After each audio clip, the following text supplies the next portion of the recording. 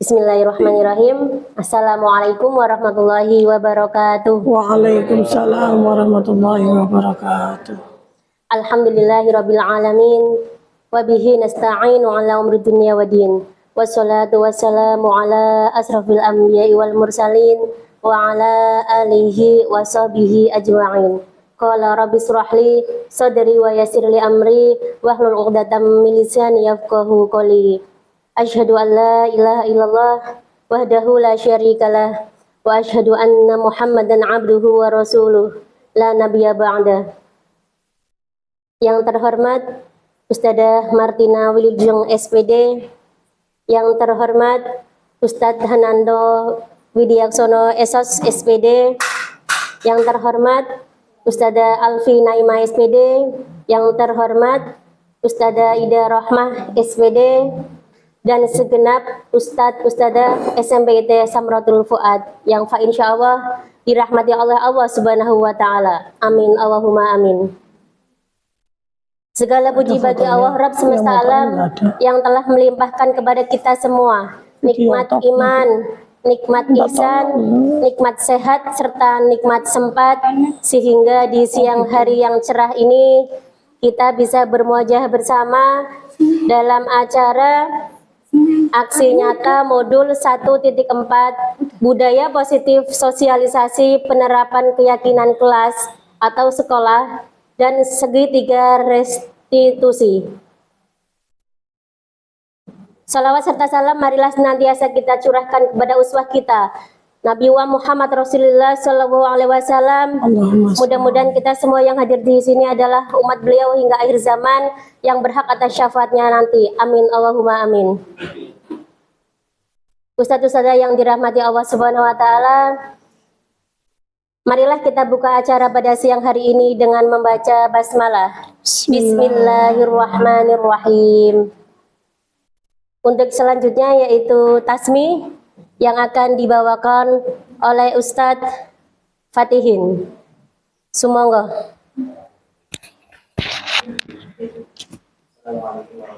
Pak nanti Pak. Waalaikumsalam warahmatullahi wabarakatuh.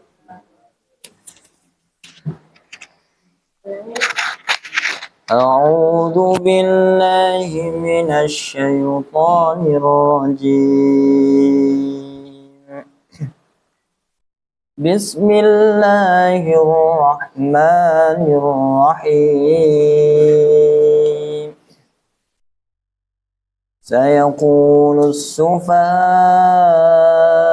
minan nasi ma wallahum 'an qiblatihim allati kanu 'alayha.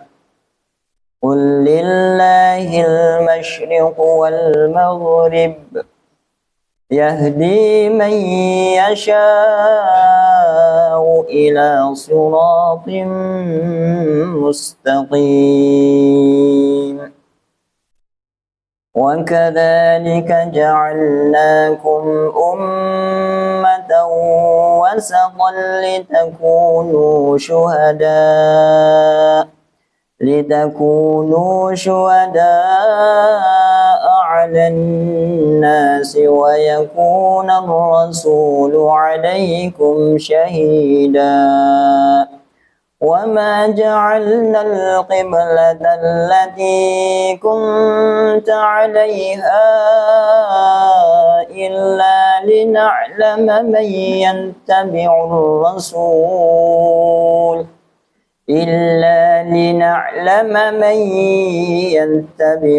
rasul mimman yanqalibu ala 'aqibayhi wa in kanat lakabiratan illa 'ala alladhina hadallah.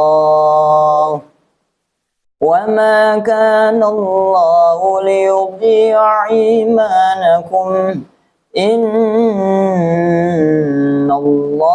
bin-nasi laraufur rahim. Sallallahu alaihi wasallam. Assalamualaikum warahmatullahi wabarakatuh. Waalaikumsalam warahmatullahi wabarakatuh.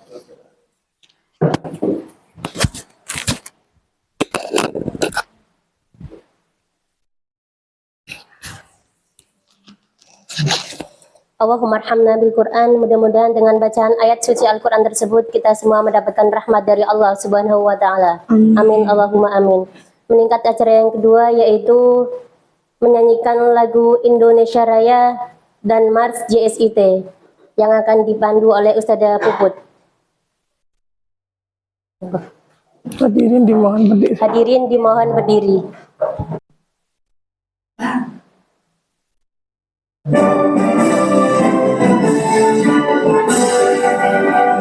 Indonesia tanah airku, tanah tumpah darahku. Di sanalah aku berdiri, jadi pandu ibuku. Indonesia kebangsaanku, bangsa dan tanah airku. Marilah kita bersatu, Indonesia bersatu. Hiduplah tanahku, hiduplah negeriku, bangsaku, rakyatku semuanya. Bangga jiwanya, bangga badannya untuk Indonesia. Indonesia merdeka, merdeka, tanahku, negeriku yang ku cinta. Indonesia Raya, merdeka, merdeka, hiduplah Indonesia. Indonesia Raya, merdeka, merdeka, tanahku, negeriku yang ku cinta. Indonesia Raya, merdeka, merdeka, hiduplah Indonesia Raya.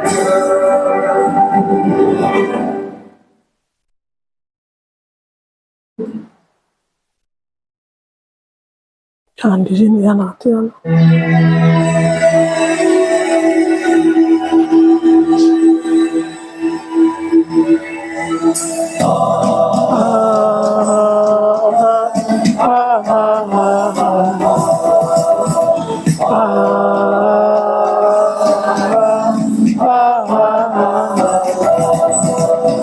Jangan berbekal semangat kami melangkah, menjalin ukhuwah dengan tekad membaca, menuju pendidikan Indonesia, melahirkan generasi cerdas mulia.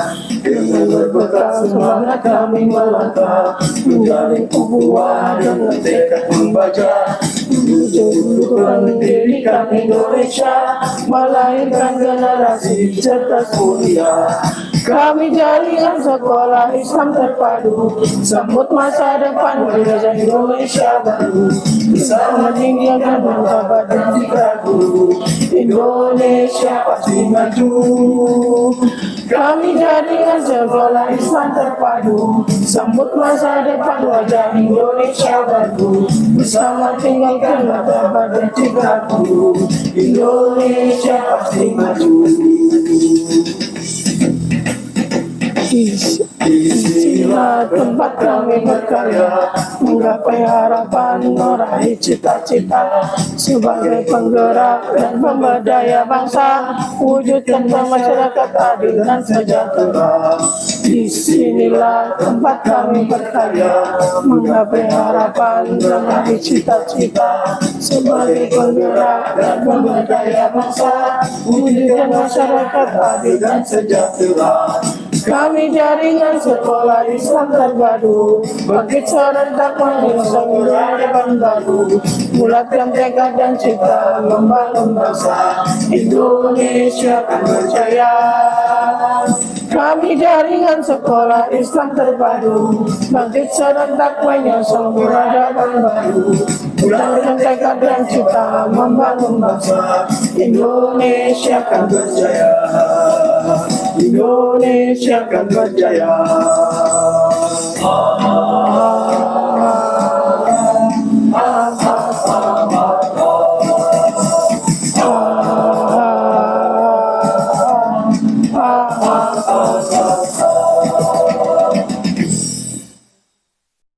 Bisrahli sadri wa yassir li amri wahlul 'uqdatam min lisani yafqahu qawli amma ba'du. Yang kami hormati Bapak Kepala Sekolah SMP IT Samratul Fuad, yang kami hormati dan kami banggakan Ustadz Ustadzah semuanya, semoga selalu dalam lindungan Allah Subhanahu wa taala. Yang pertama, marilah kami mengajak semuanya untuk senantiasa bersyukur kepada Allah Subhanahu wa taala atas segala nikmat yang Allah berikan kepada kita semuanya, sehingga pada hari ini kita diberikan kesempatan untuk bisa bertemu dalam kondisi yang sehat walafiat. Insya Allah sehat semua, nggih Ustadz Ustadzah. Alhamdulillah sehat.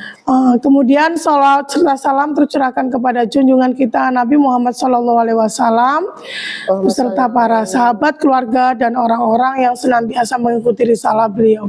Semoga kelak kita akan mendapatkan syafaatnya di yaumul akhir nanti. Ustadz Ustadzah, izinkan pada hari ini saya menyampaikan sedikit prakata ya, sebelum nanti Ustadzah Ida Rohmah menyampaikan tugasnya dalam menyelesaikan aksi nyata modul 1.4 ya, tentang budaya positif ya, yang insya Allah budaya positif ini sudah ada nggih Ustadz Ustadzah di lingkungan sekolah kita ya, karena memang sebenarnya kalau kita melihat itu program-program dari pemerintah tentang PMM dan guru penggerak ini bersinergi sekali dengan apa yang ada dalam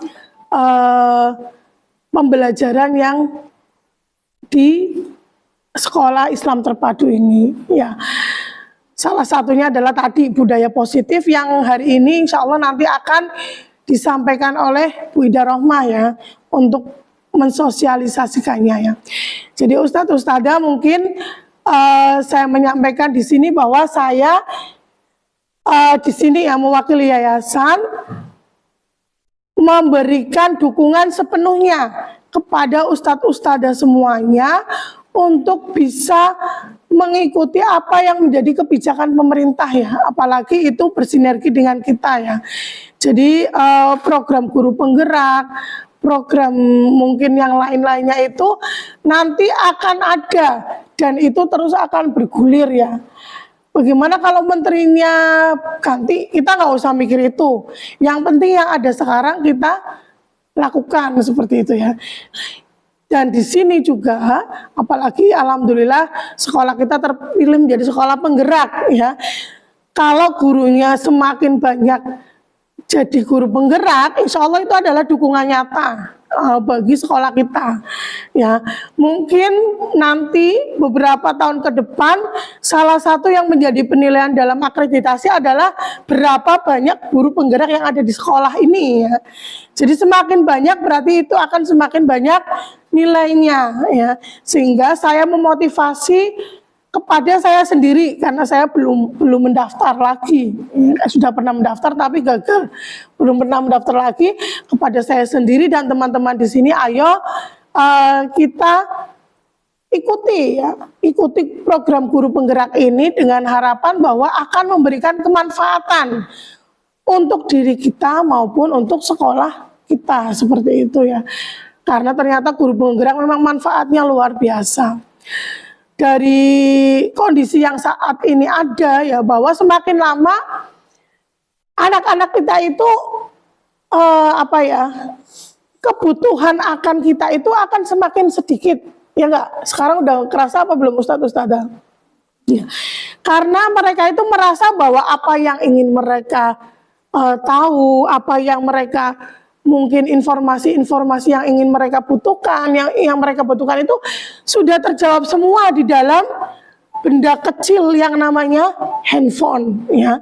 Sekarang apa yang mereka tidak tahu tentang apapun ya, bahkan anak saya yang SD saja kalau ada PR itu yang dipinjem itu sekarang bukan uminya diminta, ayo Umi dibantuin, enggak. sini Mi pinjam HP-nya mau tanya Mbah Google. Nah, berarti mereka itu sudah merasa cukup dengan Google tadi. Dan ini menjadi motivasi kita sebagai guru bahwa kita harus melayani dengan aspek lain. Ya, jangan sampai ketika dengan HP terus tadi anak-anak itu akan kosong hatinya. Nah, kita yang mengisi hatinya. Bahwa peran guru sebagai pendidik sekarang itu sangat perlu kembali hadir. Ya. Jadi tidak mengajar. Kalau mengajar itu semuanya udah diajar sama Mbah Google selesai. Ya, jenengan ngei PR susah-susah kok nek nggo PR nang omah mesti bisa dijawab kabeh. Ya, semuanya jawabannya dan mungkin jawabannya sama semua. Jadi kalau ditanya pendapat aja mesti pendapat yang keluar bukan pendapat dari anak-anak, tapi pendapatnya siapa? Pendapatnya Mbah Google ya. Aspek mengajar ini udah di tugasnya itu sekarang itu hampir semuanya udah diambil alih sama Mbah Google. Nah, aspek sebagai pendidik inilah yang penting, bahwa kita menghadirkan diri di kelas untuk mengisi hati-hati mereka yang kosong.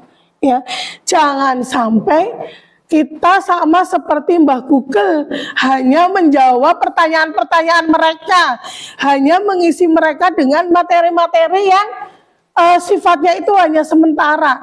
Tapi bagaimana kita hadir untuk memberikan pelayanan yang lainnya, yaitu dengan mendidik. Dan mendidiknya insya Allah dengan hati. Ya. Jadi kalau anak-anak di sini mungkin sudah biasa dengan pertanyaan gimana tadi sholat subuhnya jam berapa, tidak tanya ya sholat subuh apa Anda ya, insya Allah yang ditanyakan sholat subuh jam berapa. Oh jam 5:30 Us, oh jam 5 Us, tadi saya sholat tahajud langsung Us dan sebagainya. Jawabannya bermacam-macam ya. Dan itu tergantung dengan kondisi masing-masing. Nah itulah di situ peran guru itu harus ada, ya, harus ada dan hadir dan mengisi yang seperti itu sehingga anak-anak itu dengan fasilitas ya teknologi yang ada berusaha diiringi dengan tadi guru mengisi dengan hati ya, hadir dengan pelayanan yang lain dan insya Allah dengan guru penggerak ini sebagai modifikasi ya dan terobosan-terobosan baru bagaimana kita hadir dengan hati tadi ya. Dan kami berharap juga dari yayasan ketika Bu Ida sudah nanti lolos ya, bagaimana bisa mendiseminasi ilmunya kepada teman-teman yang lainnya sehingga teman-teman itu walaupun bukan guru penggerak itu tetap menjadi penggerak kayak tadi ya di Mars itu ada ya bahan ya. Nah sebagai penggerak dan pemberdaya bangsa meskipun lingkupnya sangat kecil di lingkungan SMPIT Samratul Fuad. Mungkin itu saja nggih Ustadz Ustadzah, kayaknya tidak layak kalau kita banyak berbicara di depan. Insya Allah kami dukung 100% kepada Ustadz Ustadzah yang ingin mendaftar. Ayo siapa saja, yang penting usianya masih terpenuhi dan insya Allah di sini sudah masih terpenuhi semuanya ya. Nggak ada yang kadaluarsa, nggak ada. Itu saja. Mohon maaf bila ada kekurangan. Wabillahi taufiq wal hidayah. Wassalamualaikum warahmatullahi wabarakatuh. Waalaikumsalam warahmatullahi wabarakatuh. Jazakumullah khairan katsir kepada Ustadzah Martina Wilujeng SPD atas sambutannya. Acara kita lanjutkan kembali, yaitu materi inti aksi nyata modul 1.4 budaya positif, sosialisasi penerapan keyakinan kelas atau sekolah dan segitiga restitusi yang akan disampaikan oleh Ustadzah Ida Rahmah SPD. Pada beliau kami silahkan. Terima kasih. Oke, bismillahirrahmanirrahim. Assalamualaikum warahmatullahi wabarakatuh. Waalaikumsalam warahmatullahi wabarakatuh. Alhamdulillahirabbil alamin. Puji syukur kehadirat Allah Subhanahu wa taala yang telah mempertemukan kita di hari ini.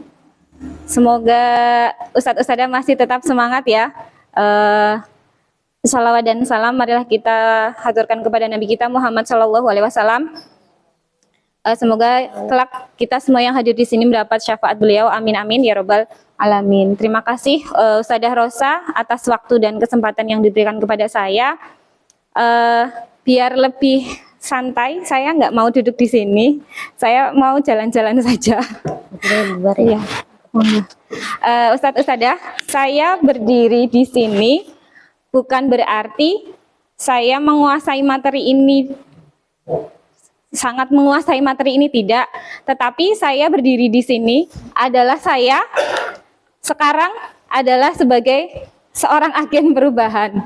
Karena ya agen. Jadi saya hari ini tujuannya saya punya misi hari ini, yaitu mendesiminasikan atau mensosialisasikan penerapan keyakinan kelas atau sekolah dan penerapan segitiga restitusi. Apa itu keyakinan kelas dan segitiga restitusi ini? Ini semuanya terangkum dalam modul 1.4 ya, aksi nyata saya, karena saya sekarang sedang menjalani pendidikan guru penggerak angkatan 10 di Kabupaten Pemalang. Jadi mohon kerjasama dan bantuan dari Ustadz Ustadzah semuanya ya, untuk mengikuti agenda ini dengan bahagia. Ya, dengan bahagia. Insya Allah kalau sudah bahagia, mau sesulit apapun pelajarannya, mau sesulit apapun materinya, insya Allah bisa terlewati dengan baik begitu ya. Bahagia ya Ustadz Ustadzah ya. Oke, next ya. Nah, langsung saja kita ke materinya ya. Ini mulai dari sekarang, nanti Ustadz Ustadzah akan bekerja dalam satu kelompok. Nah, kelompoknya itu akan dibagi menjadi 5. Untuk Ustadz berarti nanti ada 2 kelompok. Untuk Ustadzah berarti ada 3 kelompok. Berarti nanti dari Ustadzah Hif sampai Ustadzah Asmi kelompok 1, Ustadzah Rifa, Ustadzah Alfi, Ustadzah Chandra kelompok 2, Ustadzah Wati, Ustadzah Suci dan Ustadzah Vicky kelompok 3, Ustadz Wardoyo sama Ustadz Surahman. Kelompok 4, Ustadz Indra, Ustadz Fatihin dan Ustadz Hananto ada di kelompok 5. Ini saya bagikan LK-nya. Ini ya tadi punya Ustadzah Hif ya. Pak Rahman berarti Pak Wardoyo yang geser apa? Monggo. Jadi ini daripada saya yang ngomong terus, maka saya inisiatif membuat sebuah LK, lembar kerja budaya positif. Nah, temanya hari ini adalah budaya positif, tapi yang akan saya titik beratkan itu ada di penerapan keyakinan kelas atau sekolah dan apa itu segitiga restitusi. Jujur, ketika saya mempelajari modul ini untuk pertama kali, saya juga agak ternyata begitu, dan alhamdulillah ketika saya menerapkan dulu ke anak-anak kandung saya di rumah ketika kemarin mereka ada sedikit masalah di rumah. Kemudian saya terapkan segitiga restitusi ini dan alhamdulillah efeknya itu beda dengan yang awal saya, kamu ya yang ngambil ya, kamu ya yang merusakin mainannya dedek ya, kamu ya yang ini. Nah, itu saya beralih ke penerapan segitiga restitusi dan alhamdulillah efeknya itu lebih bagus, lebih baik daripada saat saya langsung marah-marah begitu sama anak-anak. Mungkin ini juga nanti bisa kita terapkan di SMP IT Samratul Fuad ya, dalam jangkauan yang lebih luas lagi di kelas maupun di sekolah. Sudah nggih? 5 kelompok sudah. Berikutnya, nah, Ustadz Ustadzah silakan perhatikan di aktivitas 1. Nah, aktivitas 1 itu ada 2 pertanyaan. Pertanyaan yang pertama di sini adalah, apakah sekolah kita sudah memiliki budaya positif? Ada yang mau berpendapat? Sudah. Apa saja budaya positif yang ada di sekolah, Ustadzah Hif? Disiplin, berangkat sekolah tepat waktu. Berangkat sekolah tepat waktu. Setoran hafalan yang sesuai target. Oke. Mungkin banyak hafalan, lagi. mungkin banyak lagi. Ada lagi yang mau berpendapat? Oke, Ustadz Hananto. Budaya positif bagi kita tentunya karena sekolah Islam, ya nilai-nilai Islam yang positif yang kita gunakan ya. Pembiasaan kita di sekolah sudah ada pembiasaan sholat, pembiasaan buka bersama, pembiasaan zikir maksurat, pembiasaan salam, itu sudah ada pembiasaan doa. Jadi itu adalah budaya positif di sekolah kita insya Allah. Oke, terima kasih untuk pendapat dari Ustadz Hananto dan Ustadzah Hif. Ya, betul. Insya Allah di sekolah kita itu sudah banyak sekali budaya positif. Apa sebenarnya budaya positif itu? Nanti kita simpulkan bareng-bareng. Nah, pertanyaan selanjutnya yaitu, apakah guru dan murid di sekolah kita sudah melaksanakan budaya positif dengan penuh kesadaran? Siapa lagi yang mau berpendapat? Baik, sebagian besar sudah melaksanakan kebiasaan ataupun budaya positif itu dengan penuh kesadaran. Terbukti hampir sebagian besar guru ataupun siswa itu melakukan budaya-budaya positif tadi, misalkan satu, berangkat sekolah tepat waktu, kemudian sholat jamaah. Alhamdulillah bisa tepat waktu, kemudian zikir yang kemudian dilakukan setelah sholat itu bisa tepat waktu, mungkin itu. Oke, terima kasih Ustazah Chandra. Ya, insya Allah ya, di sekolah kita juga sebagian sudah melaksanakan budaya positif dengan penuh kesadaran. Sebenarnya apa sih budaya positif itu? Kira-kira kalau misalkan, ini kita kan sekolah swasta, kewenangan pergantian pimpinan itu kan wewenang yayasan. Tapi misalkan budaya positif kita, misalkan sholat berjamaah, dengan pergantian pimpinan atau dengan struktur sekolah yang berganti tersebut, yang namanya budaya positif apakah akan terus langsung hilang begitu? Atau masih tetap ada dilaksanakan walaupun ada pergantian struktural di sekolah kita? Tetap atau berubah? Kira-kira. Oke, Ustadz Fatihin. Ya, menurut saya kalau itu sudah menjadi budaya, itu udah mendarah daging, udah menjadi kebiasaan kita, walaupun nanti pergantian pemimpin dan sebagainya, itu tidak akan luntur. Oke, terima kasih. Oke, Ustadz Fatihin. Jadi nanti kalau Ustadz Fatihin naik jadi kepala sekolah, budaya positifnya tetap tidak akan luntur ya Pak Fatihin ya. Oke, terima kasih pendapatnya Ustadz Fatihin. Nah, baik, iya betul. Budaya positif itu sesuatu yang sudah membudaya, yang sudah dari awal sebuah pembiasaan yang kemudian menjadi budaya yang positif. Positif di sini memiliki nilai kebaikan ya, bukan nilai-nilai yang buruk. Oke, next. Aktivitas 1 berarti sudah selesai. Nah, untuk membangun sebuah budaya yang positif itu kita memerlukan 5 hal ini. Ini nanti kita singkat aja, saya nggak akan memaparkan teori dari mana. Ustadz-ustadzah bisa tanya atau bisa browsing sumbernya dari berbagai macam ya. Internet sekarang kita sudah berteman baik dengan internet. Nah, ada 5 inti ini yang harus kita kuasai ketika akan menerapkan sebuah budaya positif di sekolah kita. Yang pertama adalah disiplin positif. Yang kedua itu motivasi, hukuman, dan penghargaan. Jadi nanti ini berkaitan juga dengan motivasi, hukuman, dan penghargaan, dan disesuaikan dengan 5 kebutuhan dasar manusia. Jadi manusia hidup itu punya 5 kebutuhan dasar yang harus terpenuhi. Jika salah satunya tidak terpenuhi, maka bisa kita pastikan ada anak-anak yang suka mencari perhatian. Jangankan anak-anak, kita saja yang sudah dewasa di rumah bisa tantrum ya. Apalagi ibu-ibu ya Ustazah, ya kita saja di rumah bisa tantrum yang dewasa. Mungkin tantrumnya ibu-ibu dengan bapak-bapak beda ya.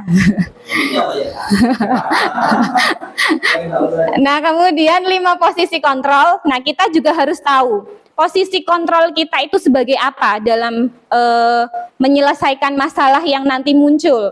Jadi pembiasaan budaya positif itu kita nggak terus berjalan mulus gitu. Satu saat menemui yang namanya masalah. Kan kita jalan-jalan lewat mau masuk ke SMPIT aja itu kan penuh dengan ada yang jalannya mulus, ada yang becek kalau hujan, ada yang berdebu ketika panas gitu ya. Jadi jalannya nggak mulus-mulus aja, itu pasti ada masalah. Kemudian kemudian ketika kita sudah mengetahui posisi kontrol kita ada di mana, kemudian ada keyakinan kelas atau sekolah yang harus kita bangun untuk membiasakan ini sehingga menjadi budaya yang positif. Kemudian yang ketiga adalah segitiga restitusi. Nah, ini bagian terakhir itu yang paling penting yang akan saya highlight di sini. Highlight itu apa? Garis bawahi yang akan saya fokuskan. Nanti kita terakhir itu aktivitasnya itu Ustadz Ustadzah diminta untuk bermain peran. Jadi acting Ustadz Ustadzah. Kali aja nanti actingnya ada yang bagus, ikut casting sinetron Indosiar bisa ya. Nah ini ya, next kita lihat. Nah sekarang saya minta Ustadz Ustadzah berpasang-pasangan ya. Kemudian satu genggam tangan, yang satu berusaha buka genggam tangannya.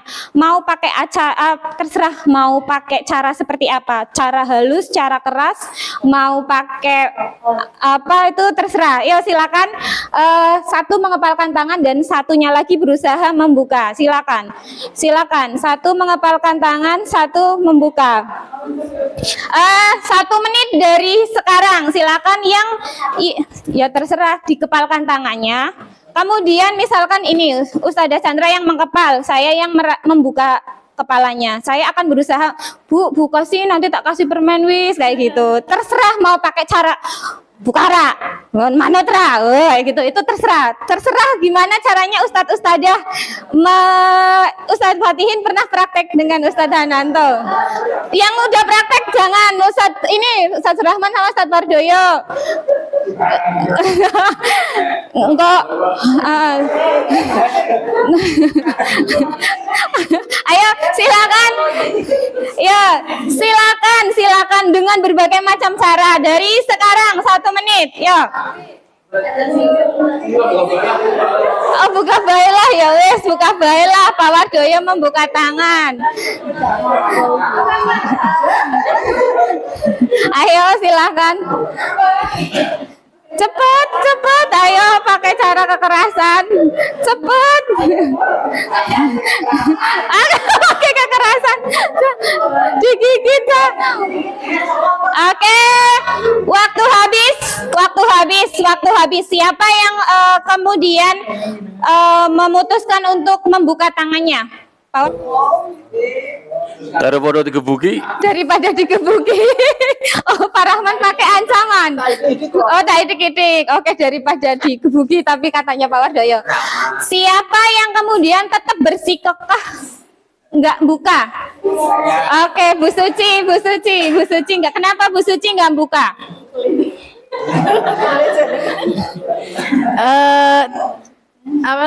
Tidak ada alasan yang kuat untuk saya membukanya. Oke, siap. Terima kasih Ustadzah Suci. Tidak ada alasan yang kuat untuk saya membuka tangannya. Baik, dari jawaban Ustadzah Suci ini relate sekali dengan pertanyaan selanjutnya.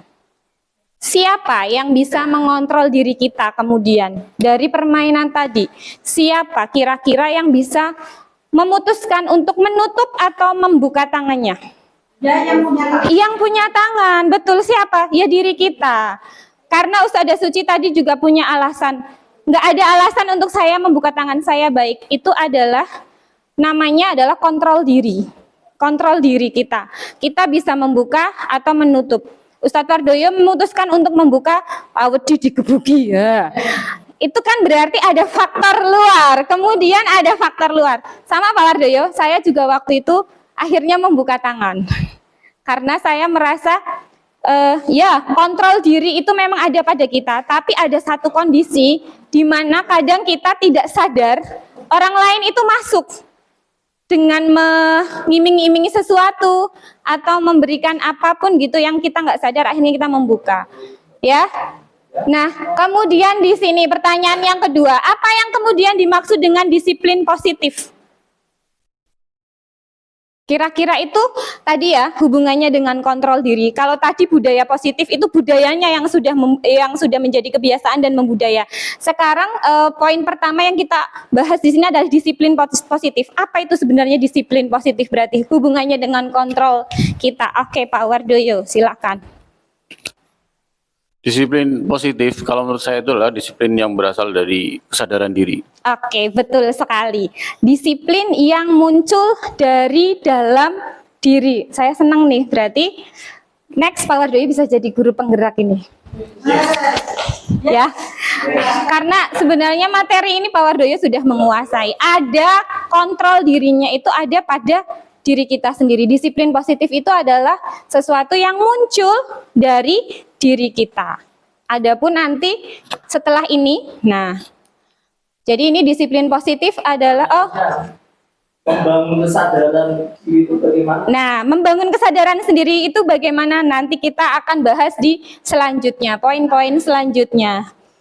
Nah, ini disiplin positif ini ya, pendekatan disiplin yang mengajarkan tanggung jawab kepada anak dan mengembangkan kesadaran diri berdasarkan nilai-nilai kebajikan. Jadi, selaras dengan filosofi Ki Hajar Dewantara bahwa pendidikan itu tujuannya itu tujuan pendidikan nasional menurut filosofi Ki Hajar Dewantara itu menciptakan sekolah yang nyaman, aman, dan berpusat kepada peserta didik ya, berpihak kepada peserta didik ya dalam belajar. Jadi dengan salah satunya itu dengan menciptakan budaya positif di sekolah. Itu selaras ya, karena nah, ini nanti berdasarkan nilai-nilai kebajikan ini, kalau dalam kurikulum Merdeka, nilai-nilai kebajikan ini bermuara kepada apa?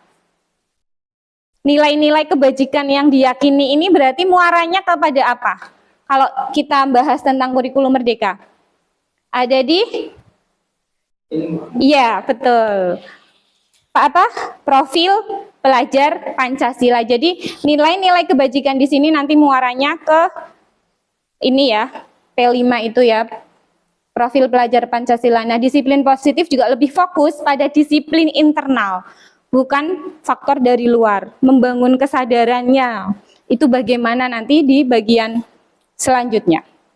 Oke, next. Nah, kalau tadi kita sudah disiplin positif ya, yang muncul dari diri, berikutnya itu adalah motivasi, hukuman, dan penghargaan. Jadi dalam hidup kita mengenal ada motivasi, ada hukuman, ada penghargaan. Nah, ini bagian ini yang saya kaget. Saya tidak menyangka bahwa ternyata penghargaan itu adalah juga hukuman. Nah, sekarang coba Ustadz-Ustadzah merenung. Ada satu pertanyaan di sini. Apa motivasi Bapak Ibu berangkat tepat waktu ke sekolah? Saya mau tanya dulu. Saya mau tanya, ini sudah dijawab sama Ustadz Dahif ya. Ustadz Dahif, apa motivasi Ustadz Dahif berangkat tepat waktu ke sekolah?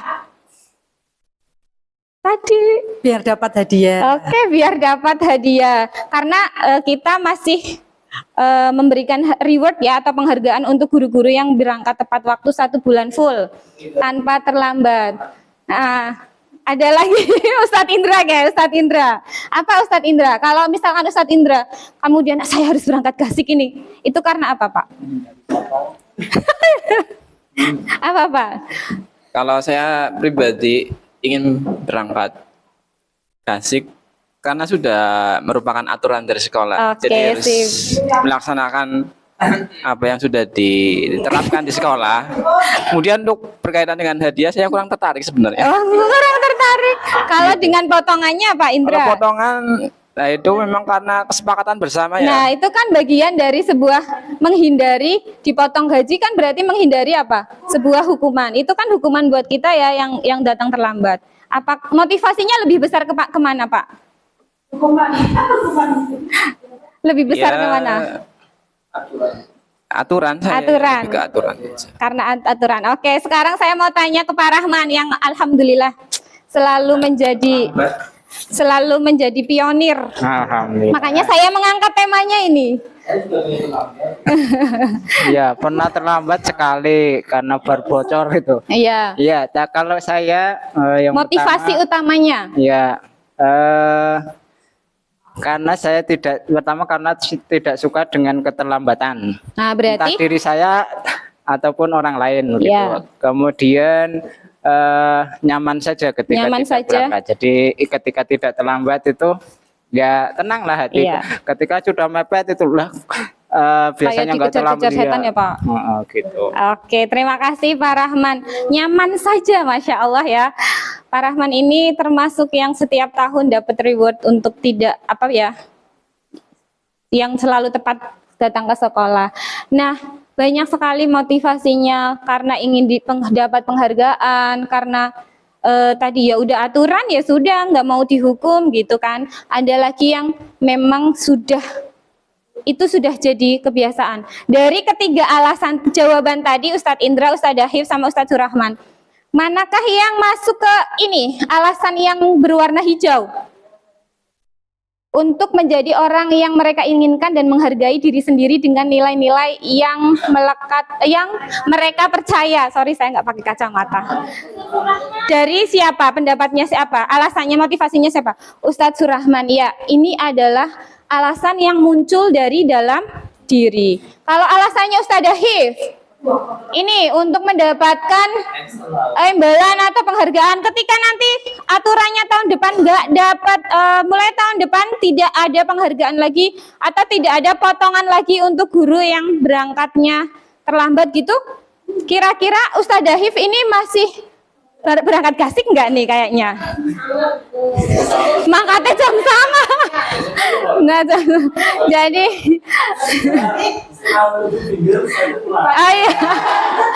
yang seperti itu sudah tidak ada di sini, Tat. Jadi kesimpulannya ada dua ya, motivasi yang datang dari diri, tadi yang seperti Ustadz Surahman, ataupun motivasi yang datang dari luar. Ustadz Dahif, kalau Ustadz Indra tadi masih separuh-separuh, ya masih separuh-separuh lah, 50-50. Ada di bagian hijau, sadar di hijau, dia Ustadz Indra sadar itu disiplin dirinya, tapi terkadang masih belum bisa konsekuen gitu ya Pak Indra ya. Nah, jadi motivasi itu ada 3, karena tidak nyaman dihukum, karena dapat penghargaan. Nah, yang ketiga itu karena muncul dari diri. Inilah yang namanya disiplin positif, munculnya internal dari diri kita sendiri. Next ya, kemudian hukuman. Kita mengenal yang namanya hukuman. Nah, ini kecil-kecil sekali saya bacakan dari sini.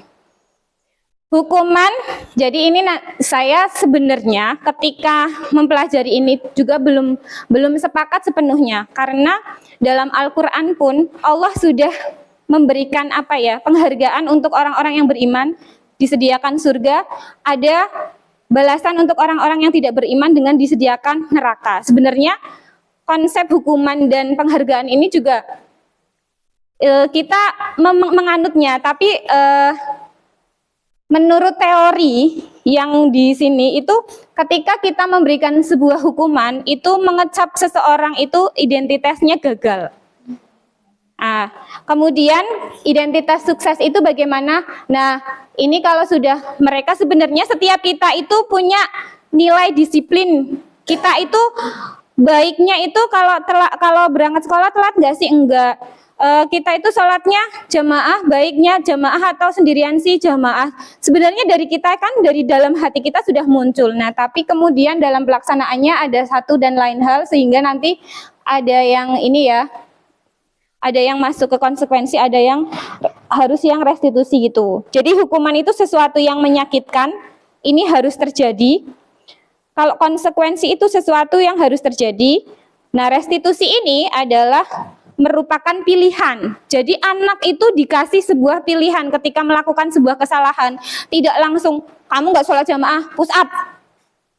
Itu namanya hukuman. Kamu nggak sholat jamaah, nulis istighfar 1000 kali di kertas, kumpulkan ke ustadzah. Itu hukuman. Tapi ketika anak membuat kesalahan, konsekuensi. Yang tengah itu dikasih konsekuensi. Kalau kamu nggak sholat, konsekuensinya, oh saya berarti begini. Lah seharusnya bagaimana? Seharusnya begini. Nah, di restitusi ini anak diminta untuk menyelesaikan masalahnya sendiri. Ya udah berarti harusnya masalahnya kamu selesai, harusnya bagaimana? Jadi disitulah anak kita terus memberikan sebuah guide. Apa itu Pak? Guidance. Bimbingan, guidance ya, membimbing mereka ya, karena sesuai dengan filosofi Ki Hajar Dewantara, guru itu diibaratkan petani, seorang petani. Petani itu kalau nanam padi pasti tumbuhnya apa? Padi. Nggak mungkin nanam padi tumbuhnya ketela. Nah, tapi biar padi itu tumbuh subur, seorang petani itu harus ngasih apa? Pupuk, betul. Harus ngasih apa lagi selain pupuk? Air harus diapain lagi? Dirawat. Rumput-rumput yang mengganggu dicabut. Nah, bagian mencabut rumput ini itu menurut saya sebagai guru itu yang paling susah. Kenapa? Karena zaman sekarang itu ternyata rumput itu bisa lebih subur daripada padinya, betul ya Ustadz Ustadzah. Nah, itulah ibarat seorang petani itu kita nggak bisa membentuk, mengubah kodratnya. Padi ya tetap padi, tapi kita bisa membersamai padi itu biar tumbuh subur sehingga panennya banyak, begitu nggih? Nah, ini silakan nanti bisa browsing sendiri. Ini next skip aja. Nah, kemudian di sini ada kemudian negatif, netral, dan positif. Nah, tadi ini bisa masuk hukuman. Ini tadi yang konsekuensi ya. Netral itu bisa kita masukkan ke konsekuensi. Ini positif. Contohnya gini. Ustadz Fatihin tiap pagi itu misalkan muridnya ada yang telat Terus Ustadz Fatihin langsung gini, awas nih ya, kalau besok lagi kamu telat, awas nih, Ustadz Fatihin masukin BK kayak gitu. Nah, ada sebuah ancaman yang tidak menyenangkan di situ. Nah, itu namanya hukuman. Nah, kemudian yang netral, lakukan yang mau kamu lakukan, tapi kamu harus tahu aturan kita, keyakinan kita itu tentang kedisiplinan, tentang berangkat sekolah itu seperti apa. Telat, baik enggak? Enggak. Baiknya bagaimana? Tepat waktu seperti itu. Saya yakin walaupun saya pribadi, saya belum bisa berangkat tepat waktu tiap hari, tapi saya meyakini kalau yang baik, nilai yang baik itu adalah kita berangkat tepat waktu. Begitu nggih? Nah, yang positif. Nah, terus ini kamu maunya apa sebenarnya? Yang kamu inginkan itu apa? Kenapa kamu tiap hari terus tambah terus? Ternyata ada satu kebutuhan dasar yang mereka tidak terpenuhi di rumah. Misalkan kasih sayang. Di rumah saya bosen lihat bapak ibu berantem terus. Sehingga saya lebih memilih main game, ditutup telinganya sampai larut malam sehingga akhirnya saya bangun terlambat. Seperti itu setiap hari, setiap dia pulang. Ada satu kebutuhan dasar yang anak tidak terpenuhi, maka beresiko kemungkinan besar mereka mencari perhatiannya di sekolah, seperti itu. Dan ini juga kemarin sudah ditemukan saya pribadi ya Ustadzah Wati ya, ketika menemukan kasus kelas 9B kemarin itu yang bikin heboh dan ternyata ya karena faktor cemburu.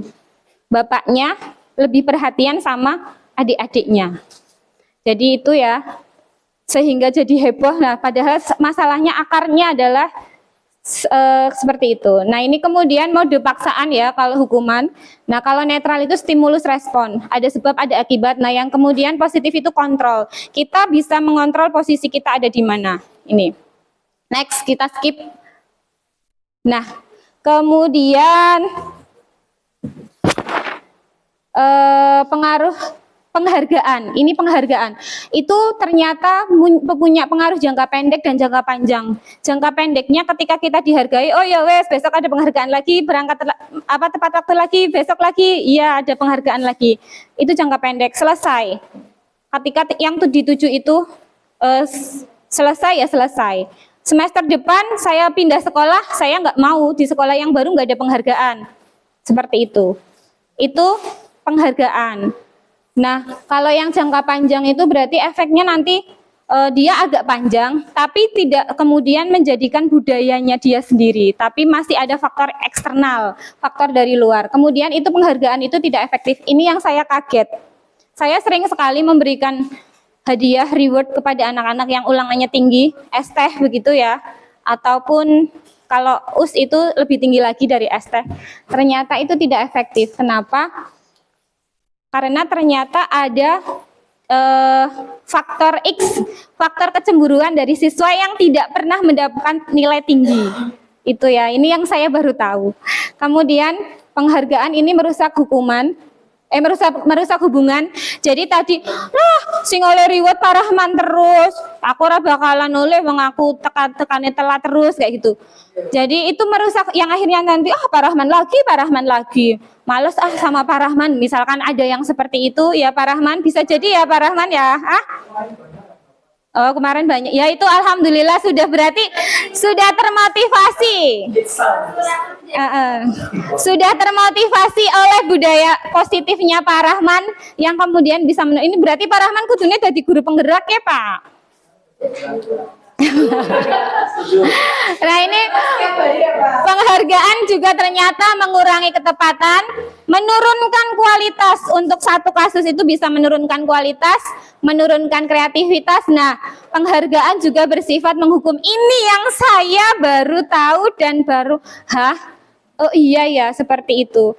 Karena saya dulu itu waktu sekolah itu senang sekali ketika ada dapat hadiah dari guru karena ulangan tinggi atau apa gitu. Saya itu senang, makanya saya menerapkan itu ke anak-anak. Tapi ternyata efeknya ternyata, oh kamu lagi, oh nggak, aku belajar, oh iya kamu lagi yang dapat hadiah. Jadi ternyata ada sebagian anak yang merasa seperti itu dan mungkin tidak dihilangkan sama sekali penghargaan, hanya mungkin kadarnya yang sewajarnya begitulah.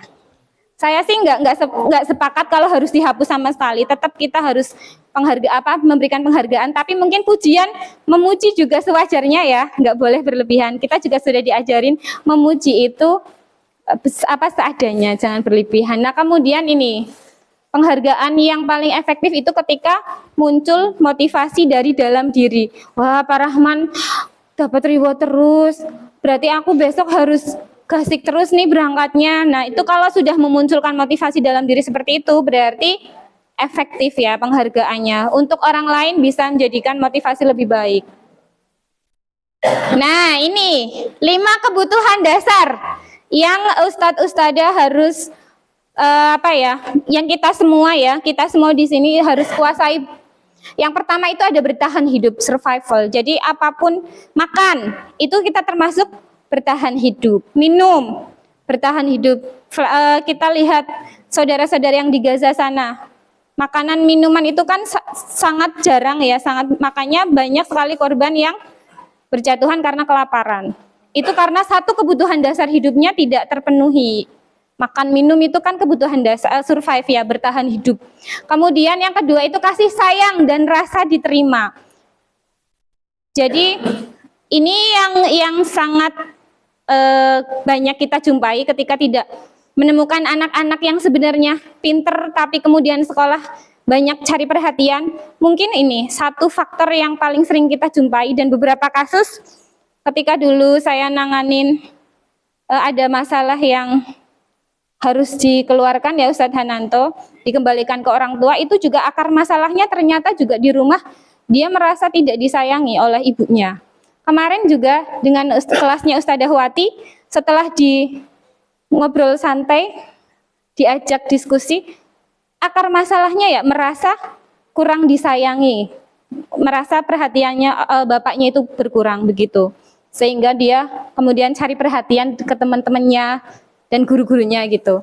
Nah ini kemudian kebutuhan dasar selanjutnya itu penguasaan atau kompetensi. Kemampuan diri. Oh, aku seneng lari-lari.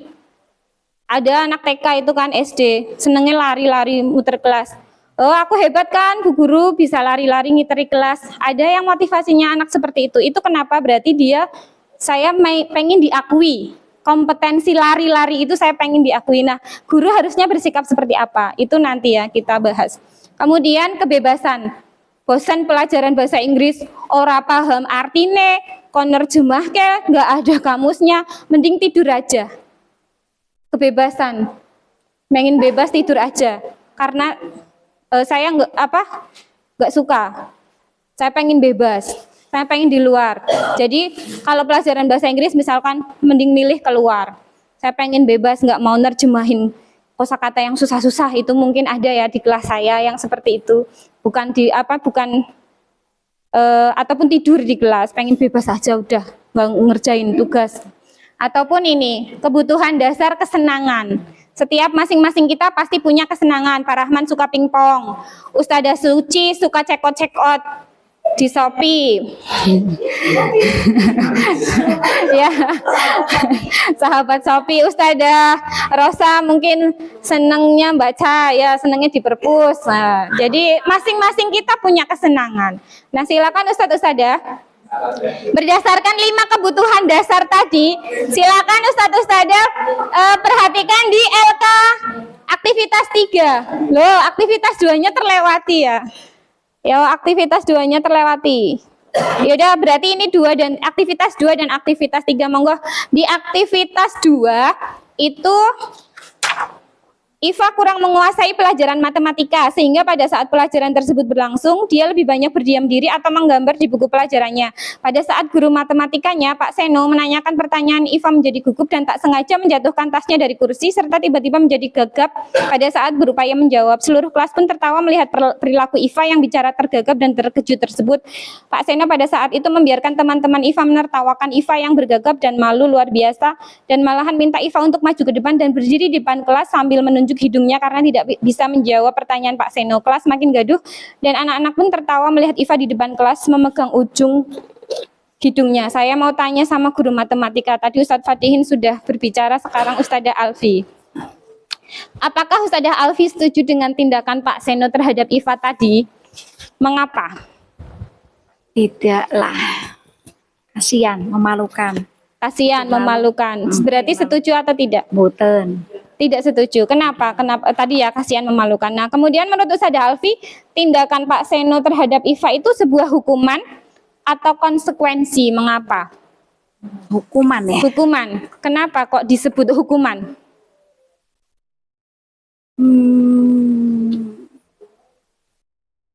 Apa tadi hukuman? Disuruh maju ke depan, disuruh ini pegang hidungnya. Teman-temannya pada ketawain. Sebuah hukuman, iya betul. Ini sebuah hukuman. Kenapa disebut sebagai hukuman? Karena tidak ada kesepakatan. Tidak ada pengantar. Tidak ada pengantar. Dan ini menyakitkan atau tidak Bu Alvini kira-kira? Iya. Memalukan atau tidak? Iya. Iya, bikin trauma atau enggak? Jelas, iya. Itu akan diingat seumur hidup. Iya, akan diingat seumur hidup. Dan saya yakin Ustadz-Ustadzah di sini pasti punya pengalaman yang tidak akan Ustadzah lupa sampai sekarang, entah itu hukuman atau penghargaan. Betul ya? Betul. Yo, tak curhat. Apa? Memang ya apa ya? Memang pengalaman kayak gini memang membuat kita perasaan. Cuma sayangnya guru itu kadang-kadang tidak peka. Jadi guru tidak peka ketika saya mengalami kesulitan dalam diagram Venn, maju dan salah, tapi tidak ada hanya ditertawakan, kemudian tidak ada penjelasan apapun gitu. Jadi kan tidak bisa mendapatkan hikmah, ya istilahnya hikmah dari memang orang penting kan gitu. Harus ada seperti itu, pemahaman. Maka saya kesadaran munculnya dari mana? Saya pikir salah satunya adalah pemahaman terhadap apa yang kita lakukan. Kalau kita nggak tahu apa yang kita lakukan, ya tadi mau dibuka tangan kita kan, diagram Venn, tidak ada manfaatnya kan gitu. Ya Allah alam. Oke, terima kasih Ustadz Hananto. Mengingatkan ya, dengan guru matematikanya sama ilustrasinya di sini. Karena saat itu gurunya tidak mengetahui kebutuhan dasar apa yang Ustadz Hananto butuhkan, yaitu tentang tadi nggak tahu, nggak paham. Berarti satu kebutuhan dasarnya Pak Han yang nggak terpenuhi saat itu apa berarti? Iya, penguasaan atau kepahaman atau kompetensinya yang tidak. Nah, harusnya guru itu bagaimana? Ya berarti mungkin membuat menjelaskan secara pribadi mungkin ya ketika jam pelajaran Ustadz Hananto ke kantor atau bagaimana disuruh gurunya begitu nggih. Jadi itu. Ya, nah sekarang aktivitas ketiga. Aktivitas ketiga, Ustadzah Rifa yang dari tadi belum bersuara. Nomor 1, Ustadzah Rifa, itu kan Dimas 17 tahun usianya. Senang sekali ketika ayahnya mengajarkan cara menyetir mobil.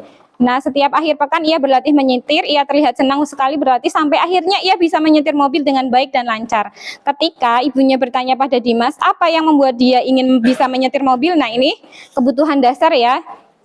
Ketika jawaban Dimas, menyetir mobil itu seru, berarti ini kebutuhan dasar apa Ustadzah Rifa? Aktivitas 3. Menyetir mobil itu seru. Kesedangan. Senang. Oke, yang kedua, kita simpan jawabannya. Yang kedua, Ustazah Rifa. Biar bisa jalan-jalan naik mobil sama teman-temanku. Kebebasan. Oke. Aku merasa bangga dan keren. Kompetensi atau penguasaan. Oke, aku bisa pergi ke tempat-tempat yang aku suka. Kebebasan. Oke. Oke, berarti yang pertama menyetir mobil itu seru, berarti kesenangan. Dia memang senangnya nyetir mobil. Kemudian ketika ditanya alasannya biar bisa jalan-jalan naik mobil sama teman-temanku. Di sini ada kata sama teman-temanku, betul. Diterima dan kasih sayang. Oke, diterima gengnya, betul. Kalau belum nyetir nggak bisa masuk geng ini. Nah, itu betul, Pak. Kasih sayang. Kayak saya dulu waktu SMA, Pak, itu ada geng motor Matic Pink. Jadi kalau nggak warna pink itu nggak diterima sama gengnya itu. Jadi biar bisa diterima dan dikasih sayang sama teman-temannya. Nah, yang kemudian aku merasa bangga dan keren, betul ya? Itu kompetensi, penguasaan. Yang keempat, aku bisa pergi ke tempat-tempat yang aku suka. Bebas. Dia motivasi utamanya adalah bebas. Nah, next kita lanjut. Kemudian, nah ini yang namanya restitusi. Bagaimana menghadirkan motivasi atau disiplin diri ya dari dalam itu. Jika seorang murid melakukan sebuah kesalahan adalah pahami dulu kebutuhan dasarnya murid itu apa sih. Ustazah Wati pernah nyontek gak waktu SMP atau SD atau SMA? Pernah. Mic-nya kemana ya? Jujur. Pernah ya Ustazah Wati? Ustazah Wati pernah nyontek nggak? Pernah, tapi sedikit-sedikit. Sedikit-sedikit. Kira-kira alasan waktu itu nyontek kenapa Ustazah Wati? Mentok nggak bisa. Mentok nggak bisa. Berarti satu kebutuhan dasarnya yang belum terpenuhi apa? Kompetensi, penguasaan. Begitu ya. Jadi pahami dulu murid melakukan kesalahan itu. Kita melakukan sebuah kesalahan itu karena apa? Kebutuhan dasar apa yang kita butuhkan? Ustazah Rosa, pernah nggak Ustazah Rosa itu berkata tidak sopan kepada guru? Nesu sedikit. Nesu sedikit, pernah berarti? Pernah. Kalau kita mau diskusi, jadi kalau kita mau diskusi duduk bareng itu nanti nggak akan ada ya ceritanya guru itu nantangin muridnya atau murid sebaliknya nantangin guru. Wani Pak, karo aku Pak. Sampai antangin ke aku kalah. Nanti nggak ada seperti itu. Kalau kita mau memahami apa kebutuhan dasar murid. Jadi satu langkah awal pahami dulu kebutuhan murid. Itu ya. Kemudian tawarkan. Setelah kita pahami, tawarkan restitusi. Nah, nanti kita belajar segitiga restitusi. Ada 3 langkah yang harus kita lakukan. Nah, kemudian jika seorang murid melakukan kebaikan, pujilah sewajarnya dan kuatkan disiplin positif dari murid itu. Oh iya, kamu sudah bagus, tingkatkan lagi. Oh iya, sudah mengerjakan tepat waktu, sudah mengumpulkan, sudah tidak pernah terlambat ke sekolah. Itu puji sewajarnya. Ya, nggak usah ngasih penghargaan yang berlebihan itu. Berikutnya, langsung saja. Nah, sekarang drinking dulu. Ayo Ustazah saya minta tolong berdiri semuanya. Biar apa ya? Kayaknya sepaneng. Ada yang sudah bisa? Oh iya, Ustazah Hif. Bisa mau memimpin Ustazah Hif di depan? Oh, enggak. Saya soalnya kalau nyanyi itu suaranya enggak ini Ustazah Hif. Ya. Matur nuwun Bu Alfi. Oke. Sambil merangkul teman. Dindi ku ini. Tangan ke depan, fokus harapan. Mic-nya mana sih Bu? Tangan didekatkan, bertepuk. Oh iya. Oke. Ya, yang bareng-bareng kita semuanya. 1, 2, 3. Tangan ke atas, gapai impian. Tangan, silakan rangkul samping teman-teman. Tangan ke depan, fokus harapan. Tangan didekatkan, bertepuk tangan. Lagi, sekali lagi ya. 1, 2, 3. Tangan ke atas, gapai impian. Tangan ke samping, merangkul teman. Tangan ke depan, fokus harapan. Tangan didekatkan, bertepuk tangan. Oke, terima kasih Ustadz Ustadzah. Masih masih semangat ya Ustadz Ustadzah. Yuk kita cepet-cepet aja ini, saya cepet-cepet aja. Nah, ini kemudian sebelum kita ke segitiga restitusi, ini kita harus tahu posisi kontrol kita itu ada di mana. Guru itu harus punya posisi kontrol. Kalau urut-urutannya seperti ini, kira-kira sebelum saya jelaskan lebih lanjut, mana posisi kontrol yang paling baik? Manajer, betul. Posisi kontrol yang paling baik ketika seorang guru ini menjadi seorang manajer, penghukum. Bu Rifa datang ke sekolah, Bu Rifa lagi terlambat. Kalian nggak ada yang lain ya? Nah, penghukum ya, penghukum. Saya cuma ini ya menceritakan, memperagakan saja. Saya nggak ngomong kisah nyata loh. Dari kisah nyata. Keren. Yang kedua, pembuat rasa bersalah. Ya Allah, Bu Rifa, nggak kasihannya sama saya nanti yang ditegur sama yayasan, jenengan telat terus. Nah, misalkan seperti itu. Bagaimana lagi Bu, anak saya masih kecil-kecil. Ya gimana ya Bu, pokoknya biar saya nggak ditegur yayasan. Membuat rasa bersalah kepada orang lain. Teman. Ini ada baiknya, ada buruknya. Bu Rifa telat, santai Bu, nanti tak laporkan aja, tapi santai wis, jenengan silakan masuk. Teman, sama saya kita kan udah best friend, udah bestie, tenang, jenengan tak tutupi aman. Ketika nanti ganti kepala sekolah, dibuka, Bu Rifa seperti ini.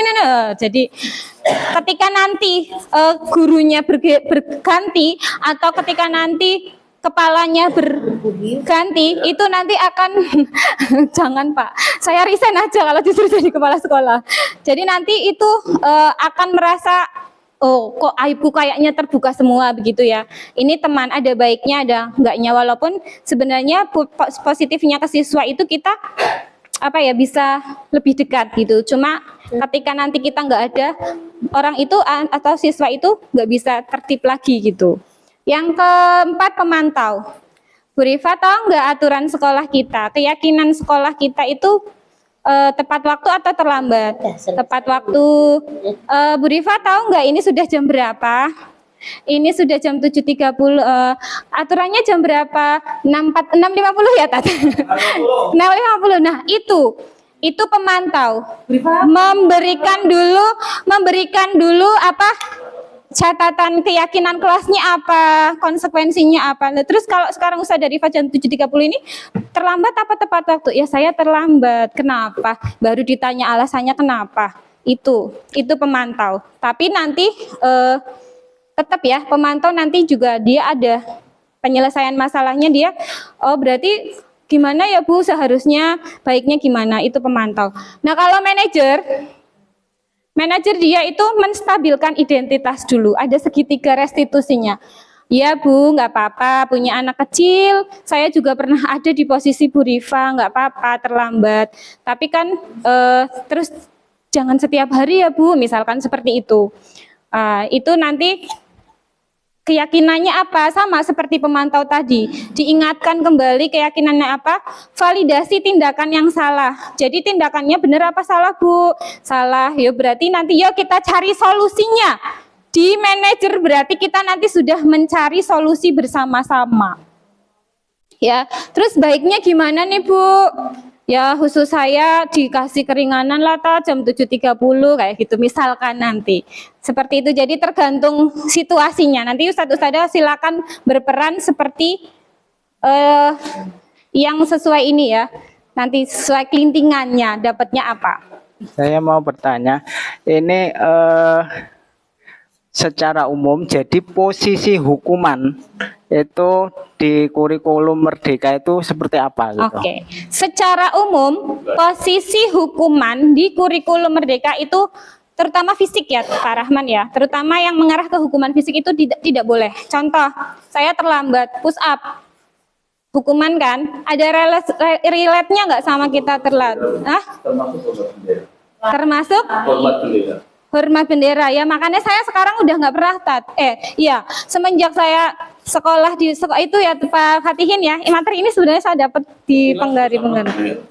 Iya. Cuma kan Kurtilas tidak dititik beratkan. Kalau yang non fisik, kalau non fisik verbal juga nggak boleh.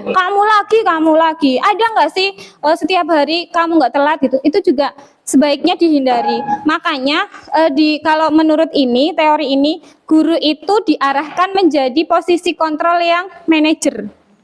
Jadi nanti penanganannya, lah ini yang saya pribadi juga susah ya karena agak lama. Satu murid dengan murid yang lain itu berbeda. Boleh Mungkin berpendapat ya. Jadi ya, ini kan teori ya, yang terbangun dari banyak gitu, lahirnya ini begitu. Nah, tapi kita ya sebagai guru, sebagai pendidik gitu, tentu saja nggak bisa menerima ini mentah-mentah bahwa oh ini betul, hukuman nggak boleh, hukuman fisik nggak boleh begitu. Nah, ini karena ya teori ini kan berkembang terus dan kalau kita mau lihat ini betul apa salah, yang nggak tahu, jadi kita harus belajar terus gitu. Jadi kemudian kalau yang jelas betul kan dari Allah, dari Rasul gitu. Dan ternyata banyak begitu yang teori-teori dulu berkembang kayaknya bagus banget, setelah kesini ternyata itu sangat tidak sesuai, bahkan dengan Al-Quran sangat bertentangan begitu. Nah, yang ini ya seperti itu, kita tidak bisa terus menerima ini bagus sekali, betul. Nah, jadi nggak boleh ada hukuman, karena kalau melihat realita begitu, kadang-kadang yang restitusi atau yang itu diterapkan ada efek apa enggak begitu, ada efeknya apa enggak. Kemudian ketika pun hukuman tadi mungkin teringat, saya juga pernah dihukum, teringat terus tapi itu kenangan manis. Pernah dihukum ketika di sudah sekolah. Dewasa itu jadi kenangan ya. Kalau nggak dihukum saya nggak belajar ini gitu ya Pak. Nggak belajar, nggak ngomong, nggak bisa cerita dan sebagainya. Jadi ya itu intinya, kita tidak bisa menerima mentah-mentah bahwa ini semuanya betul begitu. Jadi kita harus terus belajar, terutama ya dari teori-teori yang Islami terutama. Jadi ya ada rujukan-rujukan yang itu yang lebih ke psikologinya juga, ke Islaminya juga. Itu kan banyak juga begitu. Oke, terima kasih pendapatnya Ustadz Surahman. Ya, saya tadi di awal sudah menyampaikan ini ya Pak Rahman. Nah, ini yang baru saya tahu, dan saya juga konsep di Al-Quran pun kita mengenal ada hukuman, ada penghargaan ya Pak Rahman. Nah ini, jadi mungkin terhadap anak juga ada yang tegas, Allah mengatakan la, tidak ya, tegas itu la tusyrik ya Bu, nggak boleh syirik, nggak boleh ini, nggak boleh itu ada. Cuma mungkin kemasannya Pak Rahman, hukumannya itu dikemas dalam sebuah segitiga restitusi, di mana ada proses dialog dulu. Jadi gini, saya telat terus Pak Han, kenapa? Saya begini, kalau pagi saya manajemen waktunya. Lah, makanya itu, jadi dari diskusi ini, dibangun yang namanya disiplin positif dari diri internal kita, itu dibangun. Ketika itu tidak ada efek jera, tidak ada efeknya, berarti mungkin sedikit hukuman dikasih. Tapi ketika itu sudah mengefek, berarti sudah selesai, restitusinya berhasil begitu Pak Rahman. Jadi mungkin dosisnya yang ditinggikan, atau setelah restitusi sudah sembuh berarti diturunkan, atau bahkan tidak usah diobati sama sekali karena sudah sembuh begitu ya. Mungkin begitu Pak Rahman. Jadi bukan langsung kayak dulu push up, kamu telat push up, langsung push up, kamu telat keliling lapangan. Kalau PJOK telat, pemanasan sudah selesai, ada anak baru masuk PJOK, silakan keliling lapangan, itu konsekuensi. Kenapa? Yang lain sudah. Mungkin keliling lapangannya yang lain 1 kali, dia 2 kali. Itu masih bisa diterima karena pelajaran PJOK. Tapi pelajaran PAI, materinya itu tentang rukun iman atau rukun Islam, suruh keliling lapangan, itu hukuman. Jadi melang video kabar. Jadi itu ya, ada satu kasus itu bisa jadi hukuman, tapi di tempat lain itu bisa jadi konsekuensi. Jadi tidak selamanya hukuman itu hukuman yang jadi gitulah, pokoknya intinya gitu ya Pak Rahman ya. Kita melihat, nah kemudian ini keyakinan sekolah itu intinya lebih umum dari aturan. Jadi intinya aturan itu dibuat satu pihak, sekolah mengeluarkan make up, tidak boleh berdandan berlebihan, rambut tidak boleh gondrong. Tapi kalau kita mau prosedur pembuatan keyakinan sekolah atau keyakinan kelas, dan ini sudah kita laksanakan ya Ustadz Hananto dulu awal semester 2 resolusi 2024 itu kita melibatkan langsung para siswa dengan berdiskusi, berpendapat, itu kita sudah melaksanakan itu. Cuma sosialisasinya setelah kegiatan itu habis itu bar. Harusnya setelah itu, ini yang miss ya Ustadz Hananto, yang miss waktu itu tidak kita buatkan misalkan kayak poster, banner, ataupun kita gaungkan saat upacara atau saat kegiatan apa, itu kita tidak menggaungkan lagi. Jadi setelah keyakinan itu dibuat, habis itu bar. Harusnya kita tetap sosialisasikan setiap hari, karena itu keyakinan. Jadi ketika guru mapel membuat keyakinan kelas, bukan dibikin satu kali saat awal semester tok, enggak. Ternyata keyakinan itu harus kita ulang, bahkan nanti ke depannya setelah ini harapannya itu setiap guru mapel itu ada poster sendiri, pamflet sendiri di setiap kelas.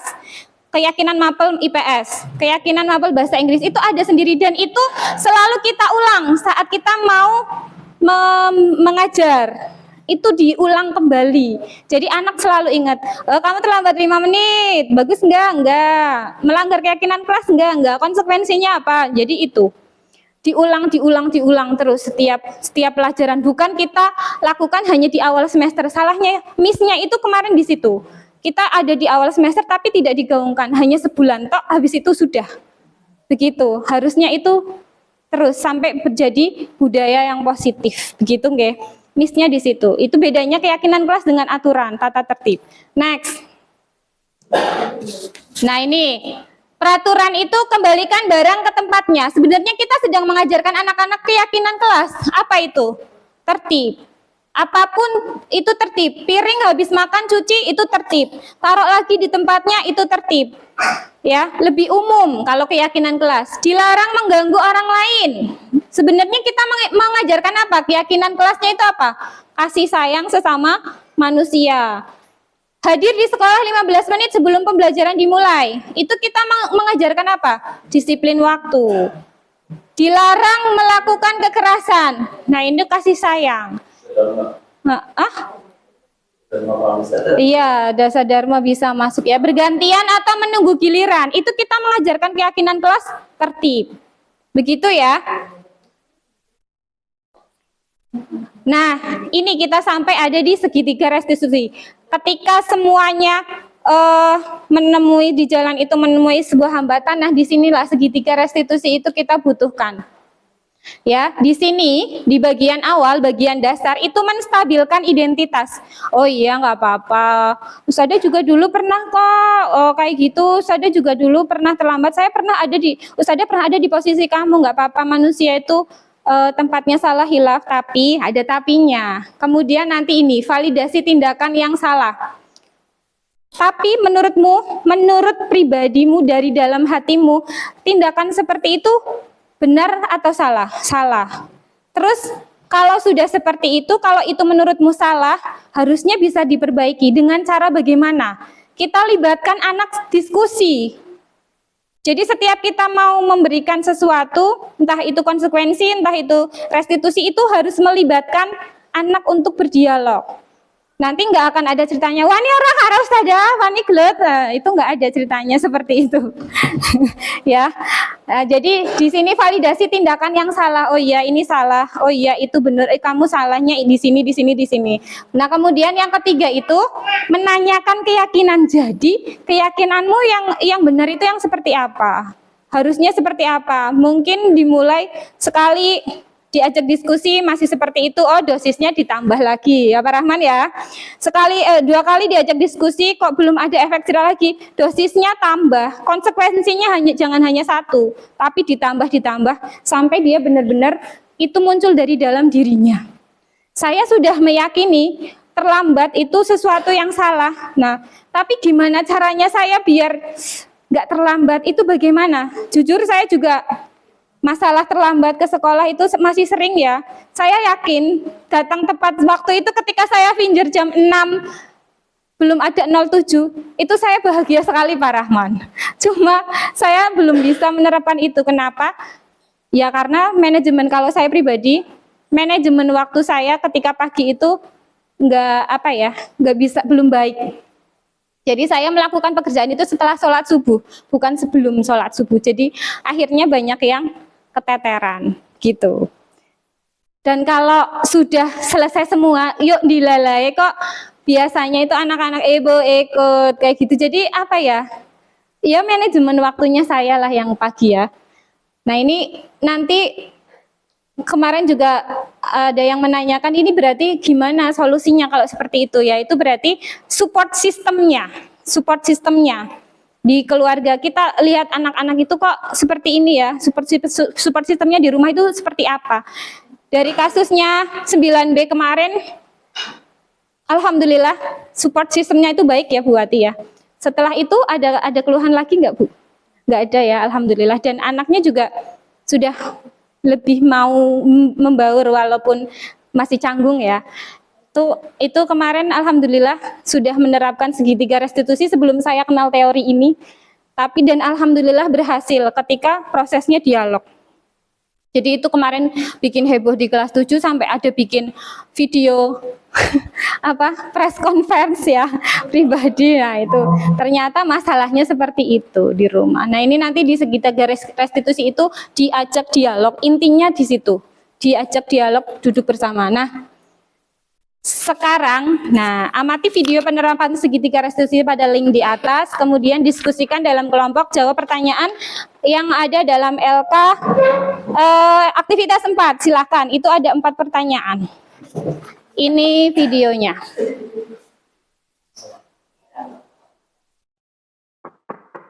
Assalamualaikum warahmatullahi wabarakatuh. Waalaikumsalam warahmatullahi wabarakatuh. Silakan duduk Juan. Terima kasih Ustazah. Juan tahu nggak kenapa Ustazah panggil ke sini? Iya Ustazah. Kalau tahu memang kenapa Juan dipanggil ke sini? Kemarin saya membolos pelajaran bahasa Inggris. Iya betul. Ustazah cuma pengen ngobrol-ngobrol aja kok, yang santai sih, jangan tegang kayak gitu. Saya takut dimarahi Ustazah. Loh, kok takut dimarahin Ustazah? Ustazah juga dulu pernah bolos juga loh Juan waktu Ustazah sekolah, waktu masih SMP. Tapi Ustazah punya alasan kenapa Ustazah bolos. Nah, kira-kira Juan kan juga pasti punya alasan ya. Alasannya apa ya? Ustazah, saya sangat mengantuk sekali karena semalam saya nggak tidur. Nggak tidur? Iya. Kenapa? Bapak saya dirawat di rumah sakit dan saya diminta menemani Bapak. Oh, Bapak dirawat di rumah sakit. Sakit apa memangnya Bapak? Batuk dan demam Ustazah, dan saya diminta menemani Bapak. Semoga lekas sembuh ya Bapaknya ya, Zuan ya. Ya, amin. Nah, sekarang Ustazah mau tanya lagi nih, Juan masih ingat nggak kesepakatan kelas bahasa Inggris dengan Ustazah? Iya, masih ingat sekali Ustazah. Nah, apa coba? Jika ada siswa yang berhalangan hadir, harus izin dulu ke Ustazah. Maafkan Juan, kemarin nggak izin ke Ustazah dan lebih memilih membolos dan tidur di UKS saat pelajaran bahasa Inggris. Oke, Ustazah maafkan. Terus kira-kira apa yang akan Juan lakukan untuk memperbaiki kesalahan setelah minta maaf sama Ustazah? Harusnya Juan izin dulu ke Ustazah. Iya betul, harusnya Juan izin dulu ya. Nah kalau udah kayak gitu, kalau Juan mau ngomong terus terang dan jujur sama Ustazah terbuka, insya Allah Ustazah ngasih izin kok. Tapi kalau Juan kayak gini berarti Juan sudah melakukan dua kesalahan loh. Apa saja? Iya, membolos membolos dan tentu saja ketinggalan materi pelajaran Ustazah. Membolos dan ketinggalan materi pelajaran Ustazah. Nah, sekarang gimana Juan mau memperbaiki kesalahannya?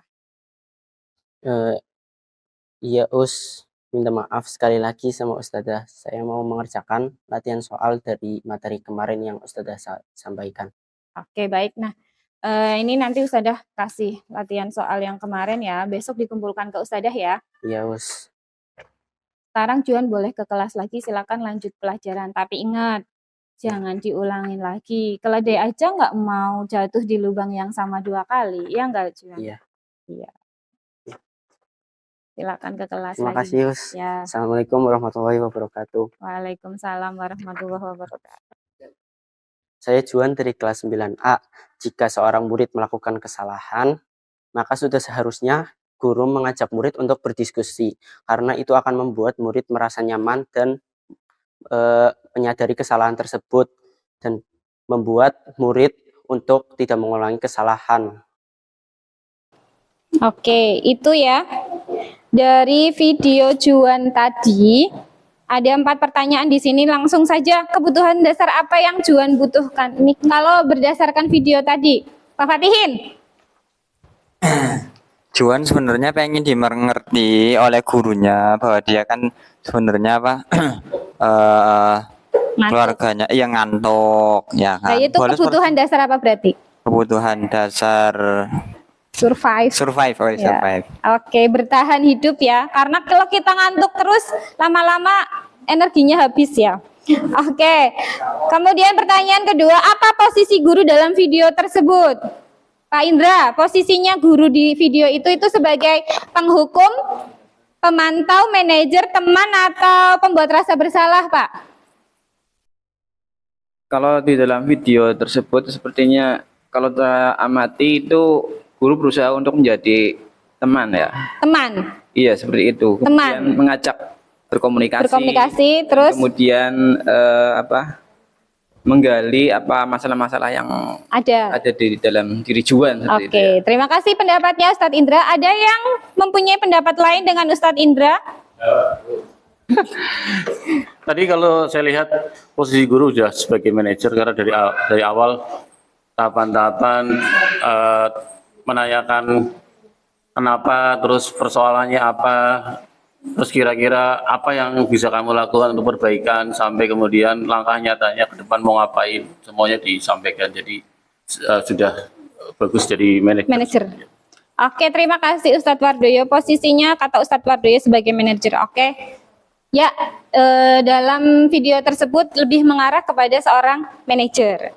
Oke, yang ketiga, apakah guru sudah menerapkan segitiga restitusi untuk menyelesaikan masalah yang Juan alami? Bu Rosa, apa Bu Hif? Ya, sudah ya. Menanamkan segitiga restitusi. Ya, oke, terima kasih Bu Hif. Sudah menerapkan segitiga restitusi. Yang keempat, sebutkan langkah-langkah segitiga restitusi yang dilakukan guru dalam video tersebut. Pak Rahman. Langkah-langkahnya tadi apakah sudah sesuai? Ada menstabilkan identitas, ada menanyakan validitas tindakan yang salah, dan yang ketiga menanyakan keyakinan. Apakah sudah ada semua di situ? Insya Allah sudah. Sudah? Oke, sudah. Terima kasih. Nah, sekarang aktivitas yang kelima. Silakan, ini ada ilustrasi. Ustadz-ustadzah diminta untuk bermain peran. Saya nanti kasih waktu. Ini yang praktek cukup 1 kelompok saja ya, biar singkat. Nah, Sabrina hari itu bangun terlambat dan terburu-buru sampai di sekolah. Dia pun akhirnya sampai di gerbang sekolah, tapi baru menyadari kalau tidak menggunakan sepatu hitam, seperti yang tertera di peraturan sekolah. Di depan pintu kelas, Pak Lukman memperhatikan sepatu Sabrina yang berwarna coklat. Sabrina berusaha menjelaskan bahwa dia terburu-buru dan salah mengenakan sepatu. Nah, ini ada 5 kertas di sini. Masing-masing kertas ini mewakili satu posisi kontrol guru. Nah, nanti Ustadz-ustadzah memperagakan siapa yang jadi Pak Lukman, siapa yang jadi Sabrina, atau mungkin kalau ada 3 orang dalam satu kelompok jadi temannya Sabrina gitu ya, bisa boleh. Nah,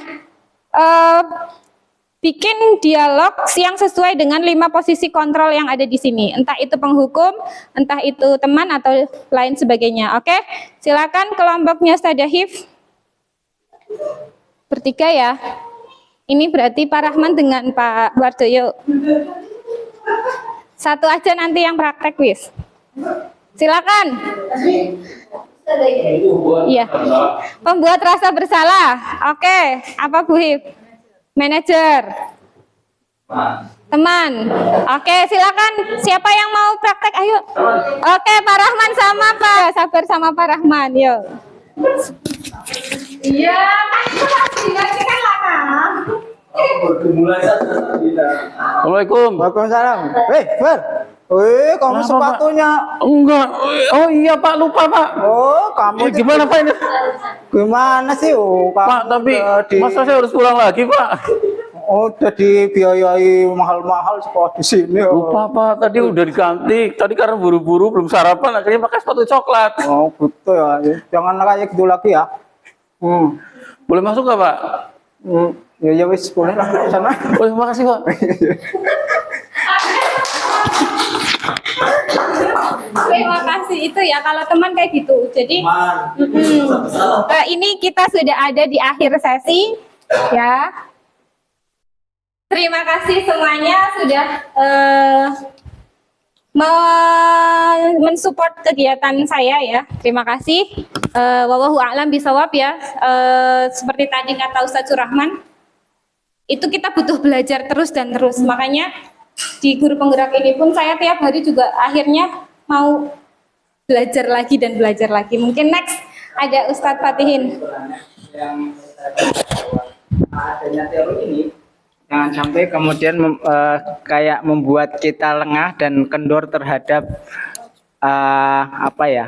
Ya gampangannya aturan atau kalau tadi bahasanya keyakinan bersama gitu. Jadi tidak membuat kita lengah terus ini enggak boleh gini, harus ini kalau begitu terus dibiarkan terus misalnya terus lo enggak boleh dihukum kok enggak, atau jadi tidak semestinya membuat kita jadi membebaskan begitulah, membebaskan terhadap ya hal-hal yang tidak baik ataupun kita kemudian terus takut memerintahkan dan sebagainya seperti itu. Oke, terima kasih.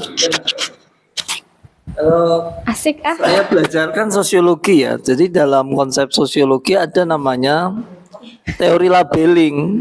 Jadi kita memang nggak boleh melabelkan orang dengan buruk sebutnya, label buruk. Karena apa? Itu nanti akan menjadikan dirinya, mengidentifikasi dirinya, aku ki jelek sesuai label yang dicematkan pada dirinya. Makanya memang ya teori labeling nggak boleh, dan kita juga seperti yang tadi Pak Rahman sampaikan, kita dilarang melakukan labeling, tetapi kita memberikan penanaman berupa nasihat. Ad-dinu an-nasihat, agama adalah nasihat, tentunya nasihat yang baik. Nah, cuma sekarang masalahnya adalah ketika dia anak sudah melabelkan diri dia nakal, oh aku yang beler kok, aku yang sakar PD kok, aku yang merdeka kok, dan tidak mau mendengarkan nasihat, nah itu yang harus dilakukan. Hukuman bisa jadi solusi. Rasulullah saja pernah menghukum ketika seorang sahabat tidak mau pergi berjihad kan, dihukum sampai 40 hari 40 malam, mereka di istilahnya apa ya kalau diasingkan itu ya 40 hari 40 malam, dan dia menjadikan nasihat yang luar biasa. Hukuman itu menjadikan dia seorang yang lebih baik setelahnya. Wallahu alam. Terima kasih. Ya, intinya proses memberikan hukuman kalau di sini itu harus dengan proses kalau istilahnya kita mungkin tabayun ya Ustadz. Jadi harus ada tabayun terlebih dahulu sebelum kita memberikan obatnya begitu. Intinya saya pribadi pun ya di restitusi itu saya pribadi pun sepakat ya bahwa hukuman tetap kita perlukan sewaktu-waktu. Tidak terus berarti setiap kesalahan harus dihukum, itu tidak. Lihat dosisnya begitu ya. Kalau saya sih teori-teori pendidikan kan yang terakhir Maslow itu kan ada perubahan di akhir hidupnya meskipun nggak terekam. Ya. Itu yang pertama. Yang kedua, pendidikan Islam juga ada. Kemudian pengalaman pribadi, tidak setiap orang itu bisa disamakan. Ya. Itu prinsipnya Kiai Dewantoro. Pak Rahman itu konsisten, Al Fahan itu disiplin. Bedanya apa? Ada tersendiri. Pak Indra nggak bakal bisa. Kayak gitu loh. Ini langsung saja. Jadi dan itu kita ya karena kalau mau disiplin masuk ke sekolah militer, karena saya dulu merasakan sekolah semi militer seperti itu. Nah makanya termasuk saya nggak setuju Bu Ida memberikan hadiah sama ASKI terus terang, karena itu toksik. Karena itu nanti berdampak Di penghargaan ya Pak. di penghargaannya. Saya itu, juga baru. itu nggak setuju. Termasuk ini nanti anak-anak juara 1, juara 2 itu hati-hati. Itu mencap ke mereka dan nanti kalau jatuh luar biasa sakit. Jadi intinya kita harus banyak diskusi. Ya, betul. Termasuk kita ya kemarin misalnya kita harus banyak diskusi. Karena kombel itu kan diskusi. Iya.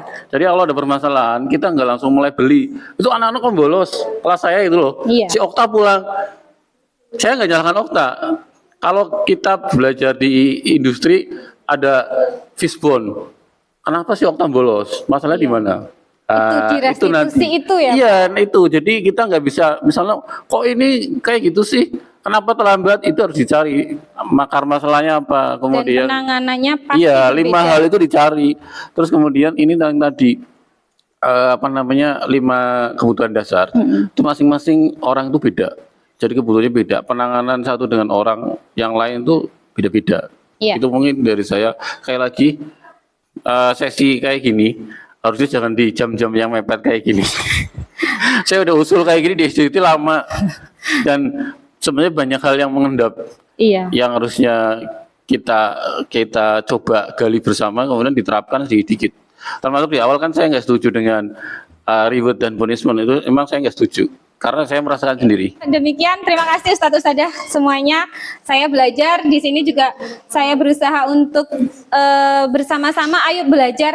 Karena apa? Ketika hanya saya yang belajar, itu akan menjadi sebuah kesia-siaan. Karena ini budaya positif dalam sebuah sekolah itu butuh kolaborasi dari semua guru. Demikian yang bisa saya sampaikan. Wallahu a'lam bishawab ya. Wassalamualaikum warahmatullahi wabarakatuh. Waalaikumsalam warahmatullahi wabarakatuh.